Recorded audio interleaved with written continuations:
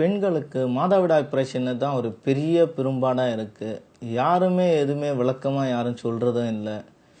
மாதவிடாய் வரலன்னா பரவாயில்ல, சில நாட்கள் சில மாதங்கள் 6 மாதங்கள் கழிச்சும் அதுக்கப்புறமா நாங்கள் மருந்து கொடுத்து குணமாக்கலான்னு சொல்கிறாங்க.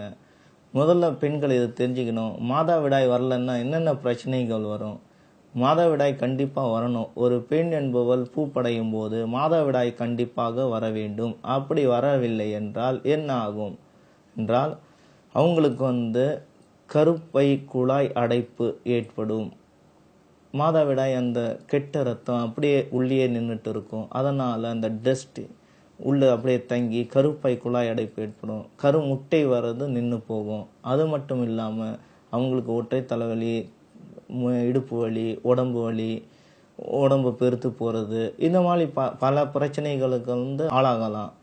ஹார்மோன்ஸ் குறைபாடு, இந்த ஹார்மோன்ஸ் குறைபாடு சரியாக நிவாரணி பண்ணலன்னா மற்ற நோய்களை தாக்கலாம். அது என்னென்ன நோய்கள்னா கண்டிப்பாக உங்களுக்கு தைராய்டு பிரச்சனை வரலாம். இந்த மாதிரி பிரச்சனைகள் வரும். இந்த பெண்கள் ஏன் இந்த மாதிரி நோய்க்கு ஆளாகிறாங்கன்னா அவங்க இறுக்கமான உள்ளாடைகள் போடுறது, ஜீன்ஸ் பேண்ட்டு, இந்த மாதிரி இறுக்கமாக போடும்போது உடம்புல காற்று அவசியமாக பட வேண்டும். இப்போது பெண் உறுப்பின் அந்த அந்த இடம் ஃப்ரீயாக அவங்களுக்கு இருக்கும்போது கண்டிப்பாக காற்று படும்போது ஃப்ரீயாக இருக்கும், ரிலாக்ஸேஷனாக இருக்கும். அந்த மாதிரி அவங்க பெண்கள் உடை அணிவதில்லை, இறுக்கமாக அணிகிறாங்க. இந்த மாதிரி அணியும் போது அவங்களுக்கு காற்று படாமல் இந்த மாதிரி பிரச்சனைக்கு ஆளாகிறாங்க. மோஷன் பிரச்சனை, இந்த மாதிரி பல பிரச்சனைகளுக்கு ஆளாயிடுறாங்க. இந்த பெண்கள் கண்டிப்பாக விழிப்புணர்வுடன் மாதவிடா வருதா இல்லையா என்று பார்க்கணும்.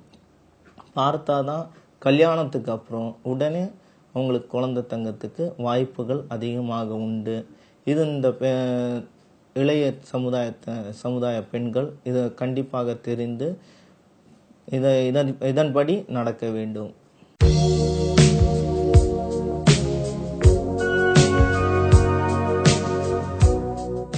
பெண்களுக்கு ஹிஸ்டீரியா நோய் தாக்குது. பெண்களுக்கு ஏன் ஹிஸ்டீரியா நோய் தாக்குது இது யாருக்கும் தெரியாது. சரியா சொல்லவும் மாட்டேங்கிறாங்க.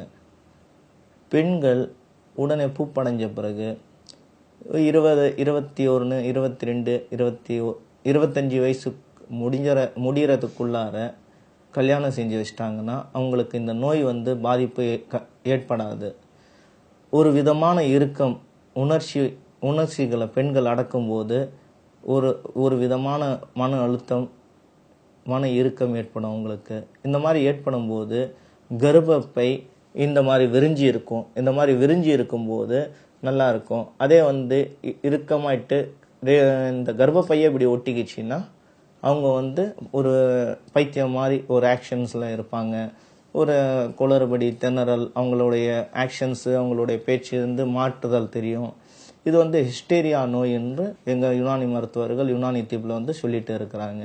இதுதான் ஹிஸ்டீரியாவுடைய காரணம்.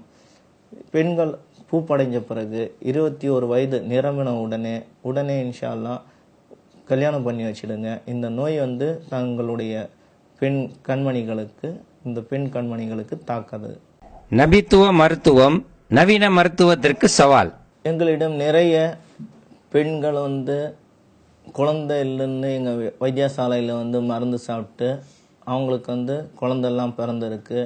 அந்த பெண்களும் அவருடைய கணவரும் 2 பேருமே சேர்ந்து அவங்களுடைய செலவுலேயே வார இதழில், ஒரு பெரிய பத்திரிகை வார இதழில் அவங்க அவங்களுடைய சார்பாக விளம்பரம் பண்ணியிருக்கிறாங்க. அது உங்களுக்கு திரையில் தெரியுது, பாருங்கள் நீங்களும். நோய் வராமல் காப்போம், என்றும் சுகமாகவே வாழ்வோம். அன்புள்ள டாக்டர் அவர்களுக்கு வணக்கம். நான் எழிலரசு, என் மனைவி சுமத்தி எழுதுவது. நாங்கள் 2 பேரும் தம்பதியர்கள். எங்களுக்கு கல்யாணமாகி 18 வருடங்கள் ஆகிறது. நாங்கள் பல மருத்துவர்கள் மற்றும் மருத்துவமனைகளில் சிகிச்சை பெற்றும் பலனில்லை. அது மட்டுமல்லாமல் எனக்கு ஆண்மை குறைவு, விந்துவில் உயிரணுக்கள் இல்லை. கடைசியாக சில டாக்டரின் அறிவுரையின்படி நான் ஊசி மூலம் கருவுற்றேன். அதுவும் 3 மாதங்களுக்கு பிறகு அபார்ஷன் ஆகிவிட்டது. நானும் கணவரும் மிக வேதனை அடைந்தோம். மறுபடியும் டாக்டர் டாக்டர்கள் ஸ்கேன் எடுக்க கூறினார்கள்.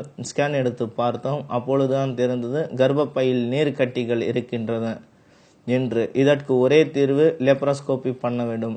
அது மட்டுமல்லாமல் எனக்கு கருமுட்டை வளர்ச்சி இல்லை, கருமுட்டை உருவாவது நின்றுவிட்டது என்று கூறினார்கள். நாங்கள் அதிர்ச்சியில் உறைந்து போய்விட்டோம். வாழ்க்கையை தொலைந்து போனது போல் ஆகிவிட்டது. நாங்கள் இருவரும் அப்பொழுதுதான் டாக்டரின் விளம்பரத்தை கண்டோம். 2 பேரும் சென்று டாக்டரிடம் ஆலோசனை பெற்றோம். மருந்தும் சாப்பிட்டோம். ஒரே மாதத்தில் கருமுட்டை உருவானது, கருமுட்டை வளர்ச்சி அடைந்தது. அது மட்டும் இல்லாமல் லெப்ரோஸ்கோபி இல்லாமல் ஒரே மாதத்தில் கர்ப்பப்பை நீர்க்கட்டிகள் மூலிகைகள் மருந்து மூலமாக உள்ளுக்குள்ளேயே கரைந்தது. 2வது மாதத்தில் நான் கருவுற்று சென்ற மாதம் அக்டோபர் 20/10/2009 அன்று அழகான குழந்தையும் பெற்றெடுத்தேன். நலமுடன் இருக்கின்றோம். நாங்கள் இருவரும் எங்கள் வீட்டில் உள்ள அனைவரும் டாக்டருக்கு மனமார்ந்த நன்றியை தெரிவித்துக் கொள்கிறோம். அது மட்டும் இல்லாமல் என்னுடைய விலாசத்தை குறித்திருக்கிறார்கள். எங்களிடம் அனைத்து நோய்களுக்கும் சிறந்த மருத்துவ நிபுணர்களால் சிறப்பு சிகிச்சை அளிக்கப்படும், பூர்ணமாக குணப்படுத்தப்படும் என்று நாங்களும் தெரிவிச்சுக்கிறோம் எங்களுடைய சார்பா. இது நீங்கள் முதல் குழந்தை பெற்ற தம்பதிகள் மருந்து சாப்பிட்டு அவங்களுடைய செலவுலேயே விளம்பரத்தை பார்த்தீங்க. நரம்பு தளர்ச்சி பலகீனம் நான் முன்னாடியே உங்களுக்கு சொல்லியிருக்கிறேன். மூளை பலகீனம், இருதய பலகீனம், நரம்பு தளர்ச்சி இதை மாதிரி வரும்போது கண்டிப்பாக நோயாளிகள் அவங்களுக்கு என்ன ஆகும்னா ஆண்மை குறைவு கண்டிப்பாக ஏற்படும். அவங்களுக்கு மனசோர்வு இருக்கும், மனசில் பயம் இருக்கும், படபடப்பு இருக்கும். ஏதாவது ஒரு சின்ன ஒரு பிரச்சனைனாலும் கை காலெல்லாம் நடுங்க ஆரம்பிச்சிடும், படபடப்பு வந்துடும். இந்த மாதிரி உள்ளவங்களுக்கு யுனானி ட்ரீட்மெண்ட் எடுத்துட்டிங்கன்னா மூலிகை மருந்து ட்ரீட்மெண்ட் எங்கள் MF யுனானி வைத்தியசாலையில் இன்ஷால்லா கண்டிப்பாக குணமாகும். இதை மாதிரி சில பேர் இருக்கிறாங்க. அதில் ஒருத்தர் எங்ககிட்ட மருந்து சாப்பிட்டு குணமடைஞ்சு இருக்கிறாங்க. அவங்களுக்கு எப்படி இருந்தது, அவங்க பேர் ஜஹாங்கீர் பாஷா, தரமணி மகாத்மா காந்தி நகர்லேருந்து வந்திருக்கிறாரு. அவருக்கு இந்த மாதிரி தான் ஒரு பலகீனம் இருந்தது. பலகீனம் நரம்பு தளர்ச்சி பல விதங்கள் இருக்குது. அது ஒன்று இருதய பலகீனம், மூளை பலகீனம்.